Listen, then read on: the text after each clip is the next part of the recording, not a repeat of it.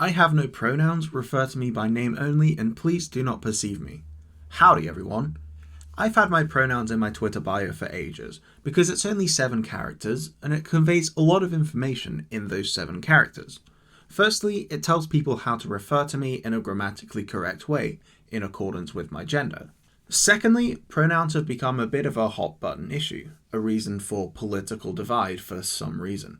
And the fact that I have my pronouns in bio implies that I'm an absolute total SJW who cares about LGBTQ+ issues, and trans issues in particular. That I have at least some progressive views, and as a result my page is likely one where being a shit-headed bigot in my replies is a fast way to Blocksville. The they implies, but doesn't outright say, that I am probably non-binary in my gender identity, and if you're not a total shithead then you'll respect that fact and treat me as such. The he also implies that I'm probably more on the masculine side of that spectrum. All of that comes with its own set of assumptions as well, that I consider gender as something that lies on a spectrum, something that's more malleable, more fluid, rather than just PP is an innie versus PP is an outie, for example. And that allows you to make your own assumptions, and so on and so forth. The fact that putting 7 characters in my Twitter bio says all that about me is linguistic efficiency at its finest. The whole point of people putting their pronouns in their Twitter bio is a lot of trans people like to put their pronouns in their bios, to let people know how to refer to them, assuming that person isn't a shit-headed bigot. The problem with this is that it could also potentially out trans people. If only trans people put their pronouns in their bios, then bigots know what to look for so they can harass trans people in particular. So if you're cis and you publicly display your pronouns, it both shows support for the LGBTQ+ community, and it also provides some sort of smokescreen for trans people who don't want to out themselves as trans, but also want to have their gender identity affirmed. Anyway, all of this is to say that words have meanings that are more than just what the letters in them literally convey. Because my bio doesn't even say, these are what my pronouns are, it just says he/they. An objective and subjective pronoun separated by a piece of punctuation doesn't objectively mean, hey, these are the pronouns that I want you to use when you mention me while I'm not an active participant in the conversation you're currently having. Please and thank you. It's just 2 pronouns and 1 piece of punctuation. But we, as humans, with our mutual understanding of social cues, of what Twitter bios are, and of basic progressive politics, know that there's a lot more in those 6 letters and 1 slash than the literal definition of the words they form. This is all well and good and a fundamental part of how language works and evolves. But we can also acknowledge that even though this is all good for the trans community, it's not just a matter of homophobia and transphobia drop to 0%. There's still quite a bit more to build onto the whole normalizing trans experience thing, and I also have a bit of a bone to pick with the English language. Pronouns are not pog.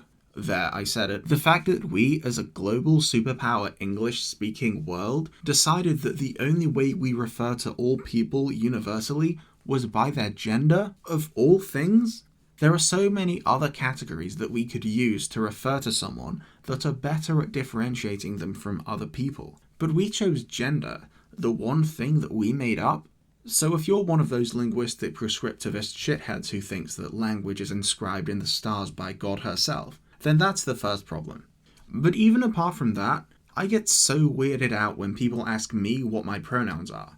Because it took me until shockingly late in my teenage years to fully understand that other people, real ones with brains and hobbies and kitchens and stuff, actually have opinions about me, let alone talk about me. And honestly, I still can't believe it's true. This might just be whiplash from my high school era, where I was described as most likely to shoot up the school by my English teacher, but I've always felt, if you're asking me what my pronouns are, then sure, you probably think my gender identity is worthy of respect, that or you've clocked me as a super gender non-conforming weirdo, but also you're about to start chatting shit about me behind my back.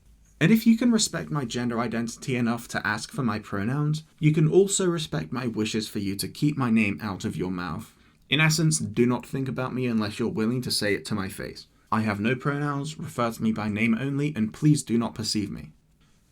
An important thing to bring up here is that pronouns do not equal gender. There's this whole preconceived notion in progressive spaces where if you use they them pronouns at all, then you are non-binary and therefore cannot be cis. Or that if you use he him or she her pronouns exclusively, you're a binary cis or trans person, which isn't always true, ignoring the fact that non-binary and trans don't necessarily always apply to the same person. Cis people can also use they them or even any and all pronouns. Non-binary people can use he, him, or she, her exclusively. Pronouns and gender don't share a transitive or cissative property like that. They're not the same thing. They overlap a lot of the time, but not enough that you can just make that assertion. And conversely, just because someone uses your pronouns, that doesn't mean they see you as your true gender identity. For example, it's way too common to see femme-aligned non-binary people who use she-they pronouns only get referred to by she, because people see them as a binary woman. The same is true for non-binary trans-masc people. And sometimes people who want to come across as woke will do the opposite, where if someone's non-binary, or even just a binary trans person, they will only ever use they-them pronouns for that person, even if that person explicitly doesn't use they-them pronouns. Which, please stop. If you know someone doesn't use they-them pronouns, then just don't.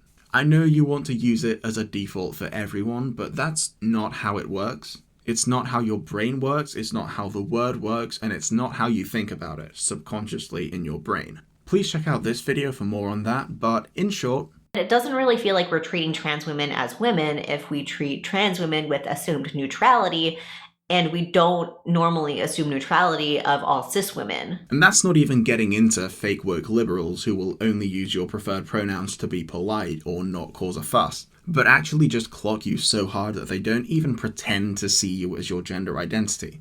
We can always tell, by the way. Do some self-reflection, please. But aside from all these issues that the cis-sexuals invented, the whole pronouns thing still has a couple problems outside of that. Because the only recognized options in most public spaces are he, she, and they, mostly because neo-pronouns unfortunately haven't caught on yet, but I remain hopeful.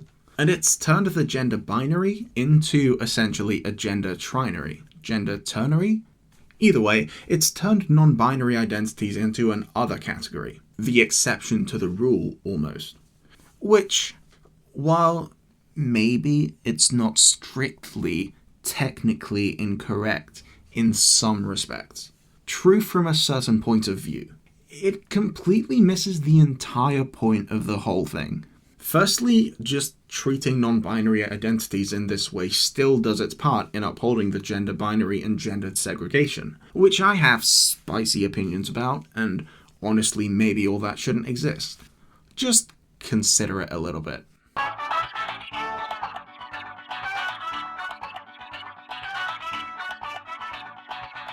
Secondly, it heavily implies that these people should be categorized in the exact same way, and if you're attracted to one, it makes you just as straight or gay as if you were attracted to any of the others, which in my opinion does not sound like a good idea.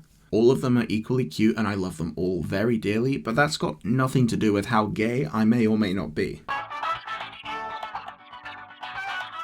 Non-binary people don't exist in a third category of sexuality. We exist outside of the outdated modes of categorization which currently exist. Speaking of which, thirdly, it completely misses the entire point of being non-binary. The whole point is to specifically reject this outdated gender binary. The world isn't black and white, we should embrace the color spectrum, not be a footnote at the end. Lumping us into just an extension of the binary is just objectively wrong, super obtuse, and misses the whole point. Also, a small tangent, it's super funny that cis people say that neurodivergent leftists need to stop seeing the world in black and white, only to then get mad when they reject gender norms and come out as non-binary. It's hilarious, keep that up please. Also, if your only way of expressing your gender publicly is through your pronouns, and the only way you're noticing someone else's gender identity is through seeing their pronouns, it almost externalizes the process of talking about gender, where it becomes less about how you, as an individual, process your brain juices to see what resonates with you, and instead becomes more about how you get perceived by other people. And because we live in an aggressively binary society. This happens in relation to where you fit in that 3-point system, whether you're either male, female, or prefer not to say. And while that system, it's better than just male or female, for non-binary people, it's kind of like being pegged with a triangular strap-on versus a square one. The square's points are less pronounced and will be overall slightly less painful, but it's still going to be uncomfortable to keep in there all day. Much more so than a round one would be at least. Don't ask me how I know that. But some people would prefer not being pegged at all. And that's super hecking valid of you, King. We stan a nonconformist icon. He's so #brave. And on another note, what's up with cis allies who want to prove that they're so woke in the comment section of every single trans person's videos by referring to them in the third person? Every single time I see a trans person talk about trans issues on the internet, people in the comments and replies will talk to the audience like, she's right, they look so pretty, he looks so stunning and passes so well, instead of using the most intuitive pronoun in that situation, you. And it's so obvious that they're just trying to prove that they can scour a 15-word bio for 2 words separated by a slash. It's the weakest virtue signal around, and I've seen Punisher logos on cars. Like, not to say just call me a slur, because most of the time I don't quite like it when people say that, but I'd almost find it more disrespectful for you to misgender me than to talk about me in my comment section as though I don't see it. If you have something to say about me in my comments, say it to my face.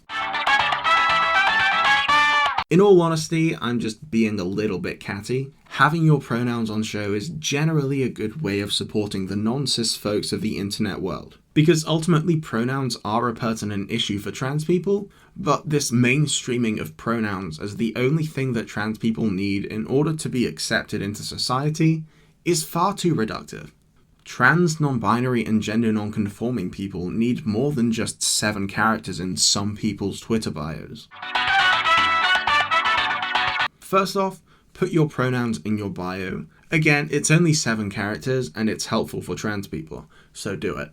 But also, do some investigative journalism of your own. Look at what actual trans and non-binary people are asking you to do in order to best support them. A lot of it is the boring, internal, personal dirty work where you clean your brain and unlearn biases that you didn't know you held. And a quick tip about that, just like holding water over a burn, the moment you feel like you don't need to clean it anymore, you're maybe a quarter of the way down at most. A lot of it also involves having conversations with people who don't quite get it, and changing their minds on certain issues. But remember, if you're not trans or non-binary, you won't understand it better than trans or non-binary people do. So you should probably listen to them rather than your own intuition when they speak about these issues. In the words of FD Signifier, when you are not of a particular oppressed group, you have to acknowledge immediately that your take on a particular issue is automatically going to be incomplete because you lack the lived experience to assess it from an insider's view.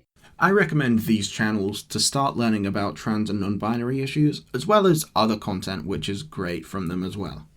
And even if you are trans and non-binary, there are probably others who understand being trans a little bit better than you do. Aspects that you don't experience, and probably won't due to your experience and transition goals or lack thereof, are all useful to learn about and educate yourself on. In short, this is a fight on many fronts. And while the whole public discussion around pronouns is a step in the right direction, they're less of an end product and more of a current way to work around a flawed language that wasn't designed to accommodate trans and non-binary people. See you in the next one. Singing songs, yeah, in the streets we are singing songs.